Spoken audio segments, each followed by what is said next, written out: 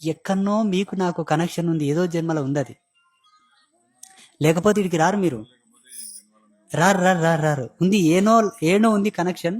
కాకపోతే ఆ కనెక్షన్ పరమపదమై సోపానమై అద్వితీయమైనటువంటి ధర్మంగా ఉంటే చాలా మంచిది, కానీ మళ్ళీ పిచ్చుకుక్కలాగా పీగులాడితే బాగోదు కదా. నీతోనే మేమెందుకు గొడవ పడదాం గురుదేవా అంటే, మీరు నాతో గొడవ పడకపోయినా మీరు నాతో గొడవ పడుతున్నట్లు నేను రుజువు చూపిస్తా. ఇప్పుడు ప్రదీప్ రవి కొట్లాడింది అనుకోండి, వాళ్ళిద్దరు నా శిష్యులు అయినప్పుడు వాళ్ళు నా పిల్లలతో సమానం. కన్నపిల్లలు కొట్లాడుతుంటే తల్లిదండ్రులు బాధపడరా? మరి ఇప్పుడు నేను బాధపడితే ఇంకేం చేసినట్టు? మీరు ఫిజికల్గా అటాక్ చేయకపోయినా ఇంటర్గా అటాక్ చేసినట్లేనే కదా. పీకులాడతారు మీరు అప్పుడప్పుడు, పీకులాడరా? నీ నార్మల్ పెద్దగా అయితే